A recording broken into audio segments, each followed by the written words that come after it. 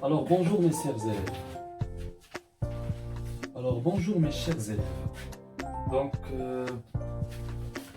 cette vidéo, on va la consacrer pour corriger l'extrait de l'examen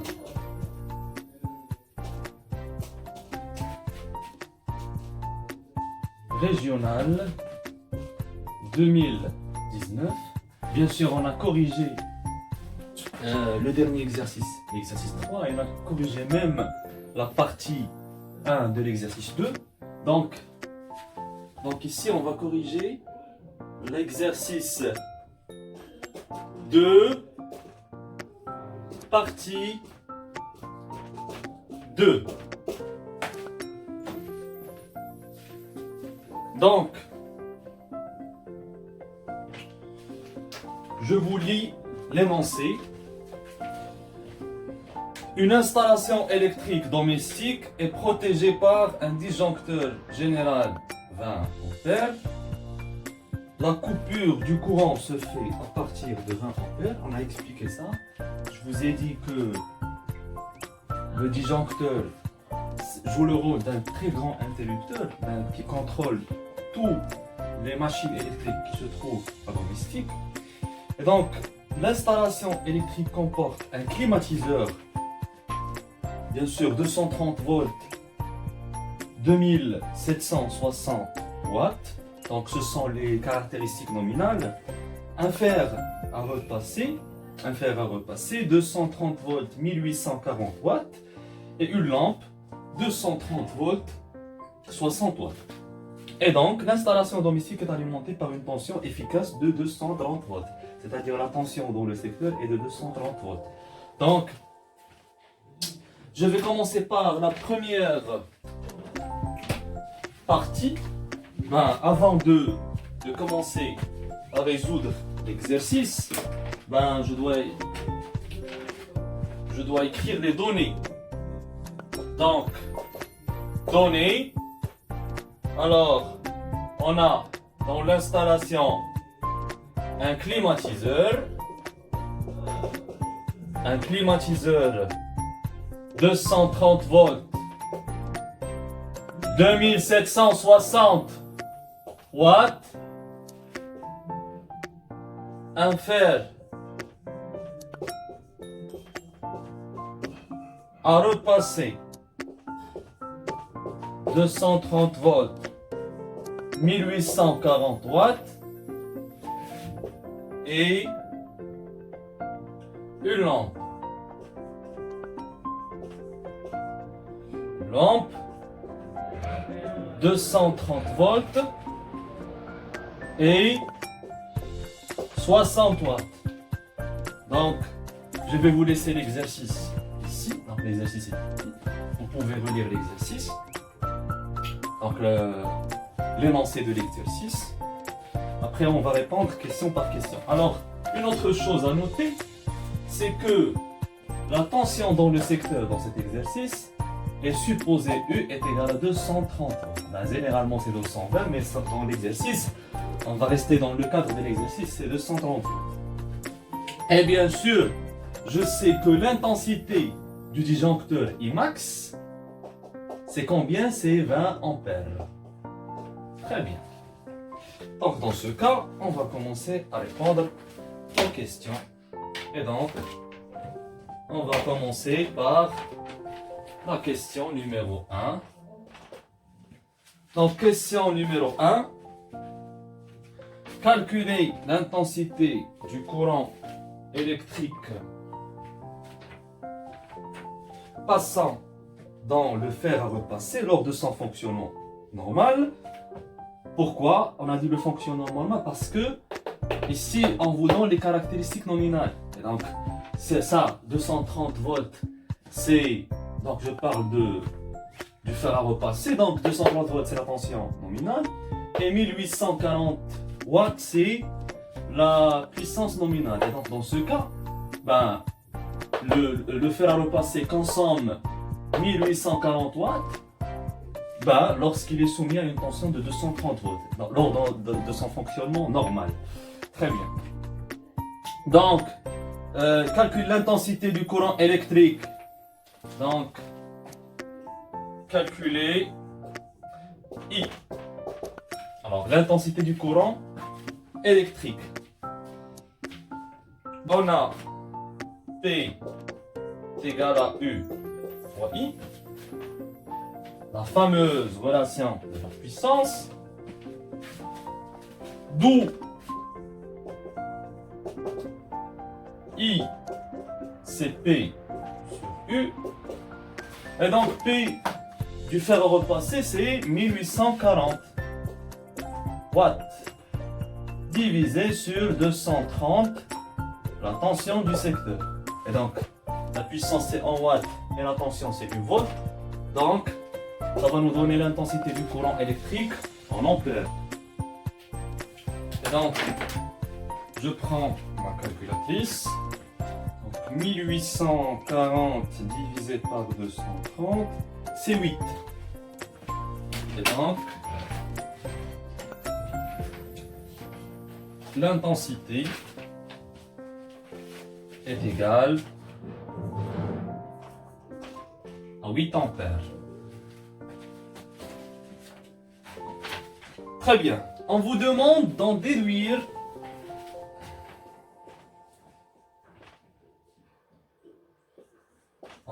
la résistance. Donc, déduisant R. Bien sûr, pour en déduire R, il suffit d'appliquer la loi d'Ohm. On a U est égal à R fois I, d'où R c'est U sur I, ben U c'est 230 volts sur 8 ampères. Donc, finalement, R, ben, puisque U c'est en volts et I en ampères, donc R, ça va être en ohms. 230 divisé par 8, c'est 28,75 ohms. Donc, R, c'est 28,75 oméga.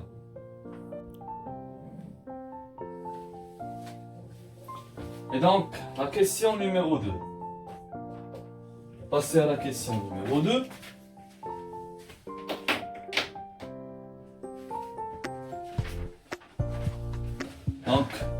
Donc, 2. Le fusible 10 ampères choisi pour protéger le fer à repasser est-il convenable? Donc, on va expliquer cette histoire de fusible. Alors, le fusible, on avait vu le fusible dans la première année du collège. Ben, le fusible, c'est un composant électrique qu'on utilise pour protéger les appareils électriques. Et donc, il se constitue d'un fil de plomb qui se fend si l'intensité du courant électrique dépasse l'intensité notée sur le fusible. Dans ce cas, l'intensité maximale notée sur le fusible, c'est 10 ampères. C'est-à-dire, si le courant dépasse 10 ampères, ben, le fusible, le fil de plomb qui se trouve à l'intérieur du fusible va se fendre. Dans ce cas, le circuit électrique va se couper, donc la machine ne va plus marcher. Donc, ben, on va protéger la machine dans le cas d'un court-circuit. Donc, le fusible 10 ampères choisi pour protéger le fer à repasser est-il convenable? Donc, dans ce cas, j'ai calculé l'intensité du courant électrique. Combien j'ai trouvé? J'ai calculé l'intensité qui passe par le fer à repasser. J'ai calculé, j'ai trouvé I est égal à 8 ampères. N'est-ce pas? Trouver I est égal à 8 ampères. Donc, dans ce cas, est-ce que le fusible est convenable, oui ou non?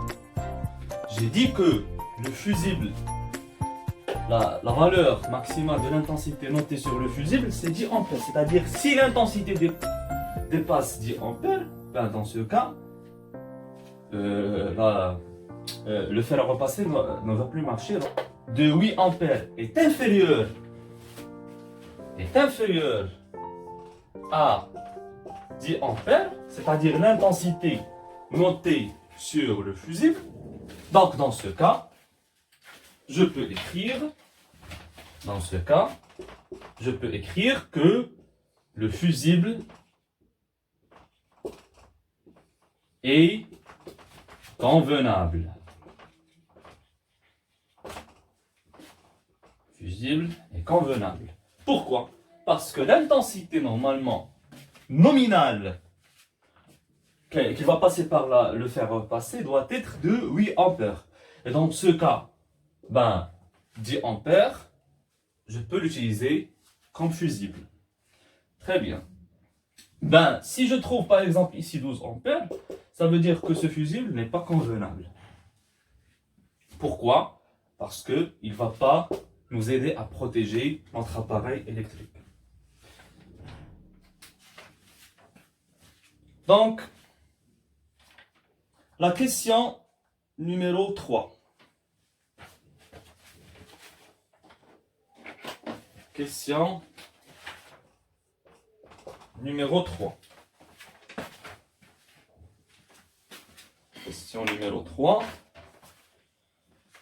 Calculez l'énergie électrique consommée par le fer à repasser en joules et en wattheures pendant 30 minutes de fonctionnement. Donc, on veut calculer l'énergie consommée par le fer à repasser, E, en joules puis en wattheures pendant 30 minutes de fonctionnement. Donc, on a E est égal à P fois T. Cette relation, c'est l'énergie consommée par un appareil électrique. Dans notre cas, c'est le fer à repasser. Donc, ici, est-ce que j'ai la puissance nominale du fer à repasser? Bien sûr. Voilà. Et j'ai le temps de fonctionnement qui est 30 minutes. Et donc, dans ce cas, vous avez l'exercice ici, vous pouvez le lire. Donc, 30 minutes. Et donc, dans ce cas, je vais remplacer. Donc, c'est 1840 watts fois. Donc, ici, je dois choisir. Donc, j'ai 30 minutes. Et donc, dans ce cas, il me demande ici de calculer l'énergie en joules. Donc, pour la calculer en joules, le temps doit être en secondes. Et donc, dans ce cas, 30 minutes pour la convertir en secondes, chaque minute correspond à 60 secondes. Donc, c'est 30 fois 60 et secondes. Et donc, dans ce cas, je vais prendre ma calculatrice. 1840 fois 30 fois 60. Donc, c'est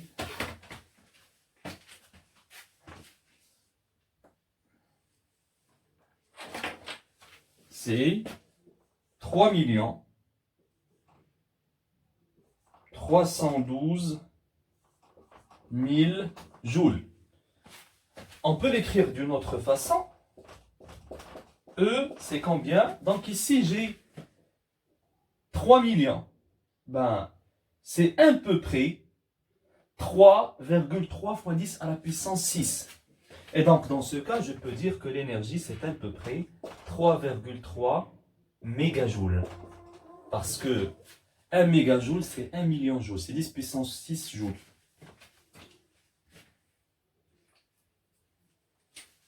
Donc là, voilà. Pour convertir il nous demande ici de la calculer en wattheures. Pour la convertir en wattheures, ça existe une relation. Je vous ai dit dans le cours. Donc, vous pouvez voir le cours. Il est dans la chaîne. Donc, c'est le cours de l'énergie électrique. Donc, pour convertir du joule vers le wattheure, il suffit de diviser par 3600. Et donc, j'ai 3 312 000 divisé par 3600. Donc, c'est 920. Et donc ici, j'ai calculé en joules. Or, E, donc je vais le calculer en wattheures. Donc, c'est 1000 c'est 3 millions divisé par 3600. Et donc ici, c'est Wh. Donc c'est 920 Wh. 920 Wh. Et donc, j'ai calculé l'énergie en joules et en Wh. Alors,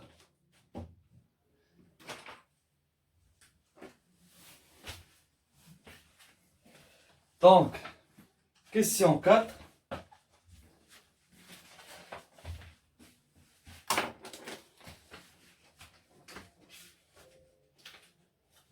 Question 4.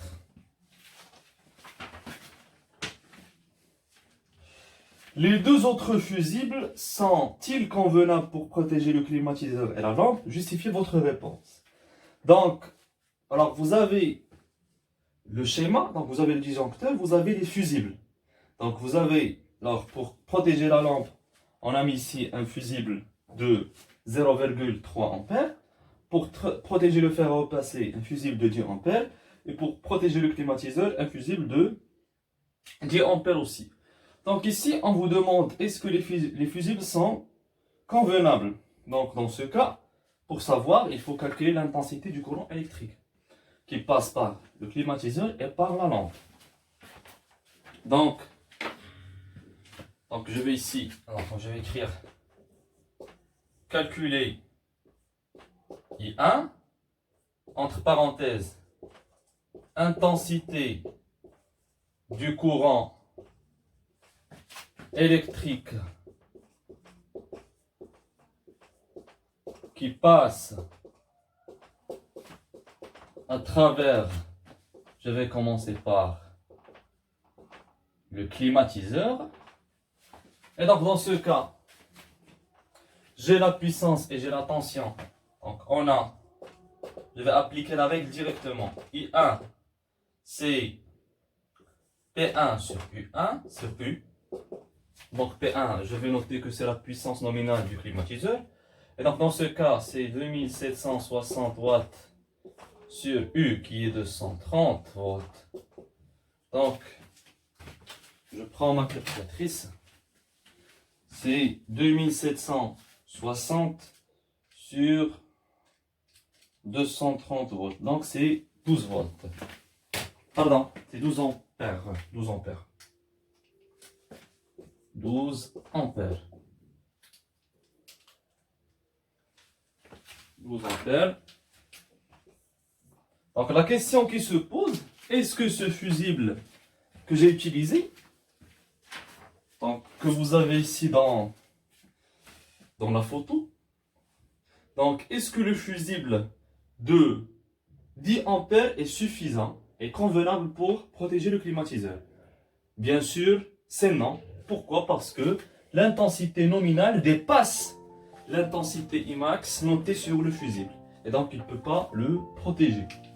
Et donc, dans ce cas, je vais écrire que I, bien sûr, I1 est supérieur à 10 ampères. Donc, le fusible proposé n'est pas convenable.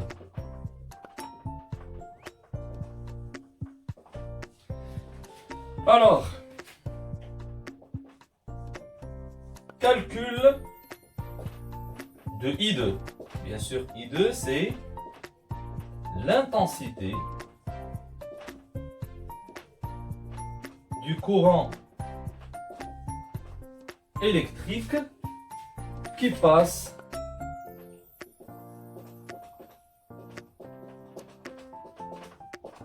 à travers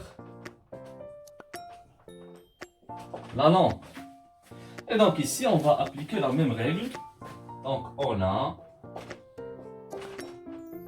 I2, c'est P2 sur U. Donc P2, dans le cas de la lampe, c'est 60 watts sur 230. Donc je vais prendre ma calculatrice. 60 sur 230 watts, c'est 0,26. C'est 0,26 ampères. Et donc dans ce cas, alors quel est le fusible utilisé ici pour la lampe? Donc sur le schéma, c'est 0,3 ampères. Et donc 0,26 est inférieur à 0,3 et donc le fusible est convenable.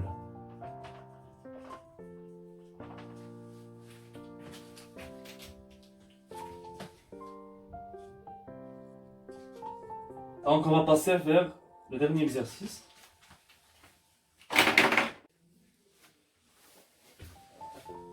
Alors la question numéro 5. Dans le cas où on change le fusible du climatiseur par un fusible de 16 ampères, donc on a trouvé que le fusible du climatiseur n'est pas convenable, celui de 10 ampères. Pourquoi? Parce qu'on a trouvé l'intensité 12 ampères, donc il faut utiliser un fusible d'intensité plus grande que 12 ampères. Dans ce cas, on l'a remplacé par un fusible de 16 ampères, donc c'est bien. Est-ce que tous les appareils du montage domestique peuvent fonctionner en même temps? Donc, c'est une question classique. Donc, la question numéro 5.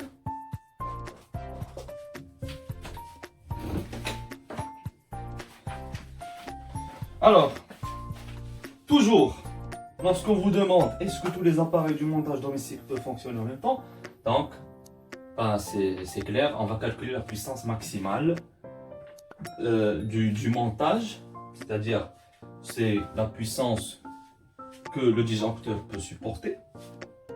Et donc, dans ce cas, je vais la comparer avec la puissance totale. Donc, calculer puissance totale. Alors, la puissance totale ici, j'ai 3 appareils électriques qui fonctionnent en même temps. Et donc, la puissance totale, c'est quoi? Puissance totale. Donc, je vais faire la somme de toutes les puissances. 1840 watts plus 60 watts. Et donc, je vais voir qu'est-ce que ça va donner. Donc, 2760 plus 1840 plus 60 watts, c'est 4660. 4660 watts. Et donc, dans ce cas, c'est la puissance totale. Pour savoir est-ce que je peux faire fonctionner tous les appareils en même temps, alors je dois calculer la puissance maximale. Alors, calculer Tmax. Alors la puissance maximale, ici, le disjoncteur, donc on a la puissance maximale, c'est U fois Imax. Et donc, l'intensité maximale que peut supporter le disjoncteur, c'est 20 ampères. C'est noté ici. Et donc, la tension du secteur, c'est 230 volts fois 20 ampères. Donc, je vais la calculer.